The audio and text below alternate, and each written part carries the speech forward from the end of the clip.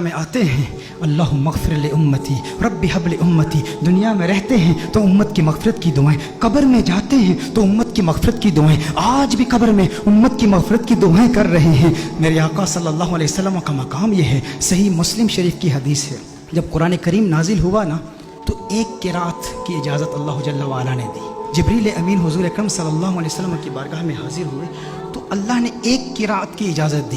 حضور اکرم صلی اللہ علیہ وسلم نے جبریل امین کو واپس بھیج دیا، جبریل واپس چلے جاؤ، اللہ کی بارگاہ میں عرض کرو کہ میری امت کے قبائل تو بہت زیادہ ہیں، اب ایک قرات کی اجازت، یہ میری امت کے لیے اس کا تلفظ آسان نہیں ہے، حوّن علی امتی، امت کو سہولت دی جائے۔ نبی کریم صلی اللہ علیہ وسلم نے جبریل امین کو واپس بھیج دیا، جبریل امین اللہ کی بارگاہ میں حاضر ہوئے۔ اب دیکھیں ہندوستان کے علماء بیٹھے ہیں، حضور کے امتی ہندوستان میں بھی رہتے ہیں نا، میں جب ہندوستان میں جاتا ہوں تو وہاں پر جب بیانات میں مجھے دعوت دی جاتی ہے، جب مجھے مدعو کرتے ہیں تو کہتے ہیں شاکب شامی کو ہم دعوت دے رہے ہیں۔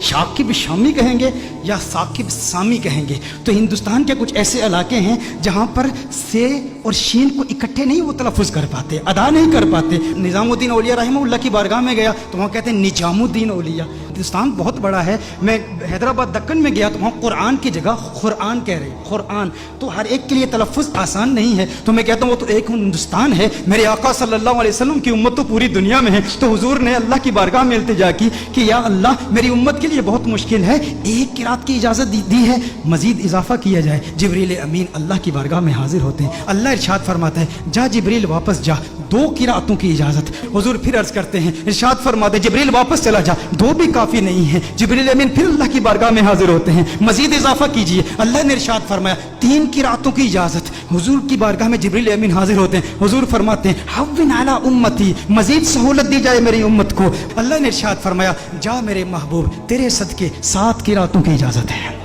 اللہ ناراض نہیں ہوا، اللہ نے ناراضگی کا اظہار نہیں کہ میں ارحم الراحمین ہوں، میں اپنی مخلوق کے تلفظ کو نہیں جانتا تو کون جانتا ہے؟ میرے محبوب بار بار جبریل کو واپس کیوں بھیجتا ہے؟ میں نے تو قرآن نازل کیا نا، لیکن اللہ نے ناراضگی کا اظہار نہیں کیا، بلکہ اللہ جل وعلا نے پیار کا اظہار کیا۔ اب اللہ کا پیار کیا ہے، اللہ کی محبت کیا ہے کہ محبوب یہ جو 3 بار تجھے تکلیف اٹھانی پڑی نا کہ تو نے جبریل کو 3 بار بھیجا ہے میری بارگاہ میں، اس تکلیف کی وجہ سے محبوب تجھے انعام دیتا ہوں، تجھ پہ اپنی عنایات کا نزول کرتا ہوں۔ وہ انعام کیا ہے؟ تجھے ضمانت والی 3 دعائیں دیتا ہوں، 3 دعائیں۔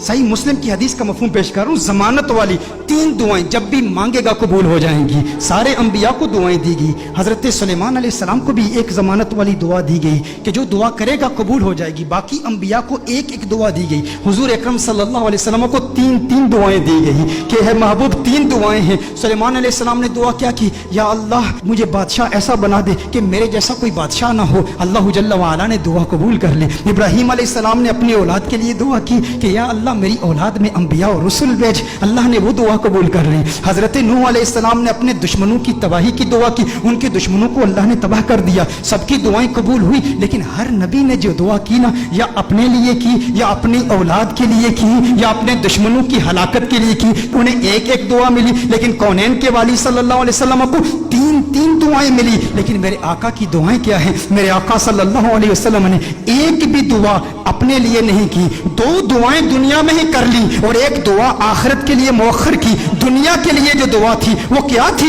اللہم اغفر لامتی، اللہم اغفر لامتی، اللہم اغفر لامتی، ہے اللہ میری امت کی مغفرت فرما۔ میرے آقا صلی اللہ علیہ وسلم نے دوسری دعا کیا کی؟ پھر اللہم اغفر لامتی، ہے اللہ میری امت کی مغفرت فرما۔ علماء نے کلام کیا ہے کہ پہلی جو دعا تھی وہ کبائر گناہ کے لیے تھی، دوسری جو دعائیں تھی وہ صغائر گناہ کی ہے، لیکن تیسری دعا میرے آقا صلی اللہ علیہ وسلم نے مؤخر کر لی۔ اور مؤخر کیوں کی؟ حضور نے ارشاد فرمایا یہ تیسری دعا آخرت کے لیے بچا کے رکھی ہے۔ یا رسول اللہ صلی اللہ علیہ وسلم کیوں بچا کے رکھی ہے؟ حضور نے ارشاد فرمایا وہ آخرت کا دن ایسا دن ہے جب سب نبیوں کی امتیں یہاں تک کہ انبیاء بھی میری بارگاہ میں حاضر ہوں گے، یہ ان کے لیے سنبھال کے رکھی ہے۔ حضور اکرم صلی اللہ علیہ وسلم نے ابراہیم علیہ السلام کی امت کے لیے، عیسیٰ علیہ السلام کی امت کے لیے، موسیٰ علیہ السلام کی امت کے لیے، ان سب کی امتوں کی مغفرت کے لیے یہ دعا سنبھال کے رکھی ہے۔ ذہن میں یہ سوال تو پیدا ہوتا ہے نا، باقی انبیاء کو بھی قیامت کی ہولناکیوں کا علم تھا نا، قیامت کی ہولناکیوں اور سختیوں اور شدت کا علم تھا نا، وہ جانتے تھے کہ مخلوق کس قدر مجبور ہوگی قیامت کے روز، انہیں بھی اپنی امت سے محبت تھی نا۔ باقی انبیاء نے آخرت کے لیے دعا کیوں نہیں بچا کر رکھی؟ ذہن میں سوال پیدا ہوتا ہے، باقی انبیاء بھی اپنی امتوں سے پیار کرتے ہیں، لیکن انہوں نے اپنی امتوں کے لیے وہ دعا بچا کر کیوں نہیں رکھی؟ ایک دعا تھی امت کے لیے بچا کر رکھتے نا۔ انبیاء کو پتا تھا، انبیاء جانتے تھے کہ اس لجپال کو لاج ہے۔ ارے ہم کیوں پریشان ہوں جس کی آمد کے تذکرے ہم کب سے کر رہے ہیں، اپنی امتوں کو بتا رہے ہیں وہ محمد عربی آ رہا ہے، وہ لجپال ہے، جہاں اپنی امتوں کو بچائے گا وہاں ہماری امتوں کو بھی بچائے گا۔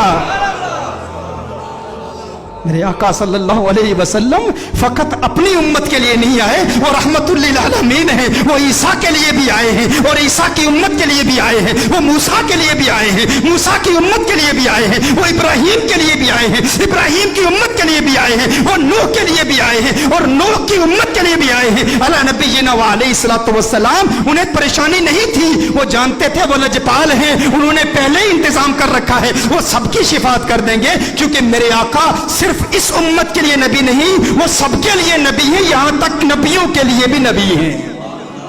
اعلیٰ حضرت نے یہ احمد رضا صاحب کلام پڑھ رہے تھے، اس وقت مجھے اعلیٰ حضرت کا وہ کلام یاد آیا۔ اعلیٰ حضرت نے بڑا خوبصورت تخیل باندھا ہے کہ دنیا میں میرے دل میں یہ خواہش ہے کہ نبیوں اور رسولوں سے ملوں اور سارے انبیاء اور رسول سے ایک التجا کروں، ان سے ایک بات پوچھوں۔ یہ کس کی خواہش ہے؟ اعلیٰ حضرت کی خواہش ہے کہ اس دنیا میں سارے انبیاء اور رسول سے ملاقات کروں اور ان سے ایک سوال پوچھوں۔ لیکن اس دنیا میں ممکن تو نہیں ہے احمد رضا کہ سارے انبیاء اور رسول کی بارگاہ میں تو حاضر ہو اور ان سے سوال پوچھ۔ کہا تو پھر میں قیامت کے روز پوچھ لوں گا، آخرت میں پوچھ لوں گا۔ اس وقت مخلوق بھی اپنے اپنے مقام کے اعتبار سے اور اللہ کی شان کے لائق اللہ کو دیکھے گی، تو اللہ کے سامنے اعلیٰ حضرت حضور کے سامنے انبیاء سے ایک سوال پوچھیں گے۔ وہ سوال کیا ہے؟ انبیاء سے کروں عرض کیوں مالک ہو؟ انداز دیکھیں، تیور دیکھیں، ادب کا مقام دیکھیں، حضور کا احترام بھی ہے۔ امتی آپ کا ہوں لیکن انبیاء سے ایک سوال پوچھنا چاہتا ہوں، انبیاء سے کروں عرض کیوں مالک ہو؟ کیوں مالک ہو؟ انبیاء سے کروں عرض کیوں مالک ہو؟ کیوں مالک ہو؟ کیا نبی ہے تمہارا ہمارا نبی؟ یہ جو ہمارے آقا ہیں، جو ہمارے نبی ہیں، کیا تمہارے بھی یہی نبی ہیں؟ انبیاء سے کروں عرض کیوں مالک ہو؟ انبیاء سے کروں عرض کیوں مالک ہو؟ کیا نبی ہے تمہارا ہمارا نبی؟ انبیاء فرمائیں گے احمد رضا آج پوچھ لیا ہے، تجھے موقع ملا ہے اللہ کی بارگاہ میں، انبیاء کی بارگاہ میں، رسولوں کی بارگاہ میں، آقا خود موجود ہیں، پوچھ لیا ہے تو سن احمد رضا، تو نے کہا انبیاء سے کروں عرض کیوں مالک ہو؟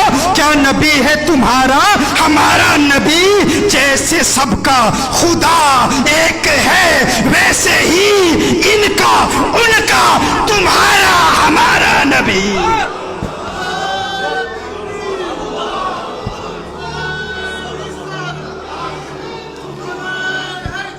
جیسے سب کا خدا ایک ہے ویسے ہی ان کا تمہارا ہمارا نبی۔ کرنوں بدلی رسولوں کی ہوتی رہی، چاند بدلی کا نکلا ہمارا نبی۔ کیا خبر کتنے تارے کھلے چھپ گئے، پر نہ ڈوبے نہ ڈوبا ہمارا نبی، پر نہ ڈوبے نہ ڈوبا ہمارا نبی۔